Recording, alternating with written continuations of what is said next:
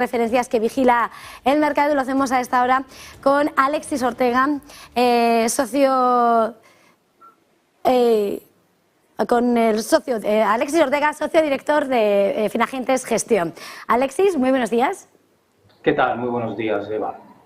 Bueno, estamos mirando a múltiples referencias. Entre las cosas más llamativas tenemos que mirar esas declaraciones de la FED, esos tonos hawkish que afectan y que están tomando el pulso del mercado de bonos, al Reino Unido, el dólar. Son múltiples los asuntos, pero comenzando sobre ese mensaje hawkish de Bullard, esos tipos que lleva del 5 al 7%, esa curva de tipos invertida, que la vemos más invertida desde 1981. ¿Cómo hay que hacer la lectura en este momento? ¿Cuál es la situación exactamente de lo que estamos viendo en el mercado americano? Hombre, yo creo que, punto número uno, después del dato de IPC de la semana pasada, en donde el mercado ya ha tomado su decisión, en donde prácticamente establece que el proceso de subidas de 75 puntos básicos ha llegado a su fin y que ahora vamos a contar con subidas de tipo de interés, pero obviamente mucho más moderada, faltaba la otra parte.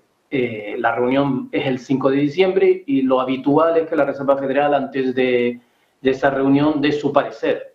No suele ser habitual que los bancos centrales últimamente den sorpresas en las reuniones, por lo tanto, de alguna manera era de esperar algún mensaje de la Reserva Federal aceptando este criterio del mercado o de alguna manera rebatiéndolo. Esta ha sido una de las primeras y la verdad es que Bullard está en su papel, es uno de los más hawkish de todo el fondo y por lo tanto de alguna manera cumple un poco su función. Yo creo que para sacar una conclusión definitiva de por dónde van los tiros en la Reserva Federal, si realmente ha hecho ese pivot, pues habrá que esperar a que haya muchas más declaraciones por parte del fondo para que confirmen el nuevo planteamiento del mercado o de alguna manera digan no, a pesar del dato de inflación, nosotros creemos que tenemos que seguir subiendo los tipos de interés 75 puntos básicos, puesto que la inflación está todavía lejos de controlarse. Ese es un poco el debate que ahora mismo hay. Con respecto al tema de la inversión de la curva, pues siempre indica lo mismo, que estamos en un proceso de recesión. Lo único que pasa es que uno debe entender que con una guerra por medio, con una subida tan brutal de los tipos de interés, con un error en controlar la inflación, que debían haber tomado medidas a lo largo de 2021, realmente esa fantasía de que íbamos a controlar la inflación sin afectar a la economía, un aterrizaje suave, todas esas barbaridades y tonterías que suelen decir los bancos centrales, pues no es cierto. Vamos a entrar en un proceso de recesión que yo creo que en cierto modo es necesario para controlar la inflación. Por lo tanto, digamos que se está cumpliendo un poco el plan de la propia Reserva Federal, aunque la Reserva Federal de alguna manera nos lo intente pintar de otra manera.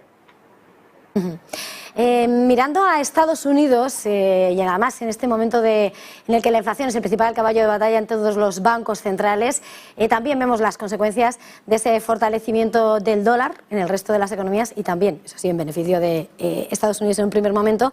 Hemos visto cómo desde que se iniciaba la guerra, la apreciación del dólar comenzaba a registrar ese movimiento ascendente que parecía imparable. Parece que es un movimiento que parece atenuarse en las últimas semanas. Quería preguntarte, Alex, ese movimiento del billete verde, esa apreciación, ¿dónde la ves? Si ese recorrido, esa apreciación va a continuar congelada, va hacia atrás, ¿qué es lo que se puede esperar?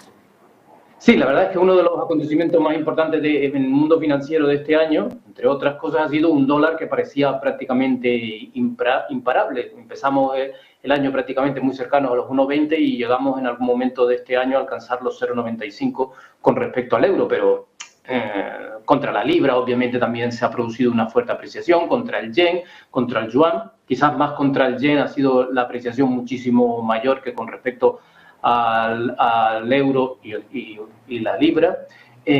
¿Cuáles han sido los dos grandes combustibles de esta situación? Pues obviamente un cambio de signo por parte de la Reserva Federal que reconocía que había que luchar contra la inflación y había que subir mucho los tipos de interés y además a una velocidad muy importante a medida que iba transcurriendo el tiempo. Y en segundo lugar, una guerra en Ucrania que de alguna manera ha generado un proceso de huida hacia la seguridad, digamos, y eso obviamente está relacionado con el dólar. La pregunta es, ¿este proceso continuará? Pues tendremos que ver exactamente estos dos combustibles, qué margen tenemos para que sigan avanzando con respecto al dólar. Con respecto al tema de los tipos de interés, hay que esperar a ver si la Reserva Federal de alguna manera nos indica que sí, que el proceso de subida de tipo de interés puede continuar, pero a una velocidad menor y que posiblemente en algún momento del año 2023 lo bajará. No es mi planteamiento, pero por lo menos el planteamiento del mercado es que a lo mejor a lo largo del 2023 pueda caer y por lo tanto digamos que el combustible de los tipos de interés de alguna manera se está reduciendo y por lo tanto de alguna manera es lógico este movimiento que hemos tenido obviamente de esta última semana del dólar, que ha perdido prácticamente casi 5 figuras con respecto al euro y algo más y algo parecido también con respecto a otras divisas. Nos quedaría el segundo tema. El segundo tema es obviamente la guerra. La guerra va por su cuenta. Lo mejor que podemos decir de la guerra es que la guerra es engaño en sí y por lo tanto de alguna manera información real no podemos tener. Pero desde luego lo que sí tenemos es un intento de alguna manera de frenar este proceso. Desde luego si la guerra en algún momento tenemos visos de finalizar o que por lo menos no se va a ampliar mucho más y por lo tanto sus efectos económicos puedan estar ya algo más limitados, pues posiblemente sería otro combustible menor para el dólar y por lo tanto podría continuar este proceso de caída del dólar. Por lo tanto, en resumen, los dos grandes combustibles del dólar están menguando, por lo tanto, de alguna manera el proceso, digamos que de producirse se producirá a una velocidad algo menor y quizás lo más aventurado que se puede decir en este momento es que quizás ya se han llegado a los máximos. Que el proceso ahora se revierta completamente y entremos en un proceso de caída del dólar va a depender, como te digo, de estos dos grandes combustibles, si de alguna manera empiezan a desaparecer incluso. Si hablamos del mercado de divisas y vemos, evidentemente, ese movimiento inflacionario, ese motor inflacionario que también supone el dólar frente a los principales pares del mundo, es importante ver, perdón, también todo lo que se va desprendiendo en este contexto de desaceleración, de inflación. Esta mañana, sin ir más lejos, hemos conocido cómo las ventas minoristas en el Reino Unido siguen sin recuperar los niveles previos a la pandemia, pese a recuperarse en esa tasa intermensual. Pero llega en un momento en el que ya tenemos esa confirmación de que el Reino Unido está en recesión. Es verdad que la divisa, la libra, tiene también sus propios componentes este año. Veíamos ese varapalo en el mes de septiembre con las dudas, con el presupuesto de Quarten, con la caída del ISTRAS, ese mínimo de 1,035, hoy ya lo tenemos a esa divisa en torno a ese 1,19, 1,18 esta mañana. Y en un momento en el que además ayer veíamos a Jeremy Hunt, el ministro de Economía, presentar su presupuesto para reducir deuda, para combatir la inflación, pero en el que además decía cómo la inflación carcome más el bolsillo de los propios ciudadanos que otras cuestiones del mercado. En ese contexto, dos asuntos. Por una parte, y mirando a lo que ha sido el gran anuncio esperado de este 17 de noviembre por parte de Jeremy Hunt, presentaba un presupuesto para, en este escenario de recesión, y que parece ir justo con lo contrario de lo que ponían sobre la mesa para combatir la crisis sus predecesores, que impulsaban ese gasto público. Es un baño de realidad sobre la capacidad económica del Reino Unido. ¿Y cuál es el análisis que haces de ese plan para ese horizonte de 5 años del Reino Unido? Sí, yo creo que de alguna manera el Reino Unido intentó ensayar la cuadratura del círculo con Liz Truss y la verdad es que el mercado no acabó aceptando el proceso. Hablaba de una reducción de impuestos, hablaba de un incremento del gasto, un país que tiene un proceso o un nivel de endeudamiento extremadamente alto y prácticamente una actuación como esa en este momento solo es posible en Estados Unidos por la posición dominante que tiene en el mercado. Pero obviamente un país que desde luego no está en la posición de Estados Unidos y menos de Europa, pues posiblemente esa fantasía pues ha acabado estallándoles en las manos y han tenido que tener un cambio de realidad. Las propias palabras del canciller del Tesoro halagando a los británicos, diciendo que son muy valientes, que son muy duros, etcétera y tal, son una manera clarísima de decirles la situación está durísima, vamos a necesitar hacer muchas cosas que no nos gustan y por favor no nos den palos por ello. Básicamente se puede reducir o el metalenguaje o el significado de esa frase realmente está detrás de eso. Realmente es una aceptación del papel real del Reino Unido dentro de la economía global y tiene muchas carencias y esas carencias les están llevando a una situación bastante complicada en lo económico. Eso va a significar que va a haber muchos sacrificios que ya en algunos países de Europa los tuvimos en el año 2008 y algunos otros quedaron un poco al margen, y todo digamos que el cambio tan radical. Fíjese que estábamos hablando de reducción de impuestos de 30.000 y ahora estamos hablando de incremento de impuestos de 30.000 y reducción del gasto en 24.000. Por lo tanto, digamos que es una aceptación real de la problemática. De hecho, incluso sin haber alcanzado todavía los niveles de PIB de prepandémicos, en este momento incluso ya se prevé que este año caiga un 1,4% y una ligera recuperación en el 2023, etcétera. Pero en cualquier caso es una aceptación de la realidad del papel del Reino Unido dentro del concierto internacional. En ese sentido me acuerdo cuando de pronto desde Londres hablaba de la paridad y obviamente todo el mundo interpretaba que era la paridad dólar-euro y ahora nos estamos dando cuenta de que realmente lo que estaban hablando era la paridad dólar-libra. Estabas adentrándonos en el análisis de todo lo que se desprende, ¿no? Que engloba ese plan de Jeremy Hunt, pero la siguiente cita en Europa, con permiso de Gran Bretaña, fuera del bloque comunitario, está con Italia. Giorgia Meloni es la presidenta, la primera ministra italiana. Se supone la semana que viene va a poner sobre la mesa ese presupuesto que sí va a incluir, según Bloomberg, unos 30.000 millones de euros para gastos adicionales, ayudas para respaldar y proteger a empresas y familias de esa inflación energética, y una cantidad que podría aumentar si se le suman otros 5.000 millones de euros en apoyo con esos fondos de la Unión Europea. Sin lugar a dudas, el presupuesto de Meloni es otra de las grandes citas. Los socios europeos, el propio Olaf Scholz, las fuentes de Berlín, cuando se ha hablado de algunos movimientos como emisión de deuda o colectivizar algunos movimientos, siempre dicen esas fuentes que hay que esperar a ver el presupuesto italiano como esa primera prueba de lo que son las promesas de Meloni de continuar con el camino de la responsabilidad fiscal y de la reducción de la deuda que marcase Mario Draghi, que cayó sin apoyos.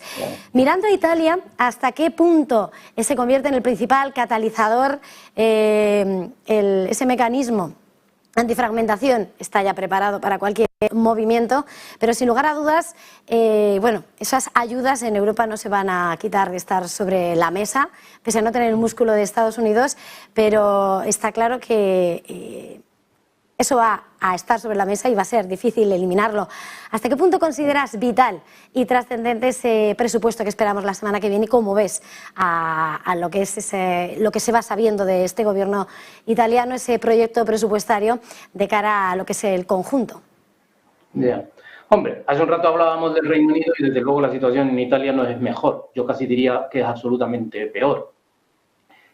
Prácticamente la economía italiana desde prácticamente la crisis del 2008 no crece, está prácticamente estancada y por lo tanto lo que ha upado realmente a Meloni, al gobierno, pues ha sido un intento de cambiar el modus operandi que venimos teniendo en las últimas 2 décadas, en donde prácticamente ningún gobierno logra sobrevivir. Acabamos poniendo al mando a un técnico que de alguna manera se supone que puede resolver el asunto, pero lo único que hace obviamente es hacer parches. Ya hemos tenido varios y el último de ellos Draghi, que venía un poco con la magia de su labor dentro del Banco Central Europeo y la verdad es que su capacidad de arreglar las cosas ha sido bastante limitada. Prácticamente no ha cumplido ninguno de los objetivos que realmente se planteaban que podía poner en marcha. En este caso, digamos que Italia va a querer ensayar lo mismo que el Reino Unido quiso ensayar en septiembre y salió fatal. Quizás Italia en estos momentos lo que cuenta es un poco con el paraguas de la Unión Europea y obviamente el paraguas de unos países que de alguna manera tienen una capacidad financiera algo mayor y por lo tanto pueda de alguna manera parapetar a Italia dentro de todo este proceso. Ahí está en el fondo todo el proceso de desfragmentación o evitar la desfragmentación. En el fondo uno podría decir realmente que es evitar que la deuda italiana se dispare o la rentabilidad de la deuda italiana se dispare de alguna manera. Ese podría ser el segundo título de este plan. Por lo tanto, de alguna manera es un ensayo a ver si en este momento el mercado traga lo que no pudo suceder en el Reino Unido y realmente si acaba produciéndose el mismo efecto, pues tendremos exactamente lo mismo que ha ocurrido en el Reino Unido. Un planteamiento de que la manera en la que hemos ido tratando todos los problemas desde la crisis del 2008 o desde la pandemia no puede pasar irremediablemente por aumentar el gasto, sino controlar el endeudamiento. No somos Estados Unidos. Estados Unidos tiene una capacidad financiera por su peso dominante en las finanzas internacionales y tener el dólar como divisa del centro del sistema, y entonces se les puede permitir cosas que a otros no se les puede permitir. De ahí que realmente la guerra en el fondo esté tratando de quitar a Estados Unidos esa capacidad o ese privilegio desorbitado, que alguno ya lo ha comentado de esa manera. Y Italia, como le digo, va a intentar, o la Unión Europea va a intentar a ver si logra hacer lo mismo que en Estados Unidos con el parapeto del resto de la Unión Europea, pero yo no estoy tan seguro de que eso pueda tener éxito. Si tiene éxito, pues será otro de los elementos que haría pensar que el Reino Unido quizás a lo mejor debió haber contado con algún tipo de apoyo por parte de la Unión Europea a la hora de intentar descuadrar o no seguir las reglas. Pérez Reverte tenía una frase muy curiosa que decía algo así como que el caos no existe, lo único que existe es que no sabemos las reglas o de manera interesada queremos desconocer las reglas de cómo funciona el mundo. Por lo tanto, el caos que ha vivido en el Reino Unido ha sido no querer interpretar las reglas financieras básicas para cualquier país, encima con un país que se ha aislado con respecto a otros grupos más grandes de países, y ahora Italia va a intentar exactamente también saltarse esas reglas y evitar el caos. No sé si lo podrá, no sé si realmente estar parapetado detrás de la Unión Monetaria le va a servir, pero desde luego si le sirve, la Unión Monetaria podría reforzarse, y si no, pues de alguna manera la Unión Monetaria va a tener que seguir el mismo camino que el Reino Unido. Luego, en periodos posteriores, y dependiendo de cómo vaya la guerra, Estados Unidos tendría que empezar a hacer exactamente lo mismo. Bueno, estabas diciendo, Alex, y me voy a quedar, que va a ensayar Meloni lo que ya se intentó en el Reino Unido. Lagarde va a hablar a las 9:30, veremos a ver lo que dice. Antes de esa presentación del presupuesto italiano, ¿crees que habrá alguna misiva o la respuesta llegará tras conocer las cuentas puestas sobre la mesa? Hombre, imagino que en estos momentos la respuesta debe ser una respuesta de contención a cómo el mercado acepte un poco el plan italiano. Yo creo que no les interesa de alguna manera tomar decisiones antes. Lo único que obviamente si hay alguna referencia por parte de Lagarde será una referencia de apoyo para prácticamente para evitar que la reacción del mercado sea bastante virulenta en este sentido, nada más. Bueno, pues Alexis Ortega, socio director de Finagente Gestión, ha sido un verdadero placer este tiempo de análisis. Feliz jornada, feliz negocio, feliz fin de semana. Hasta la próxima.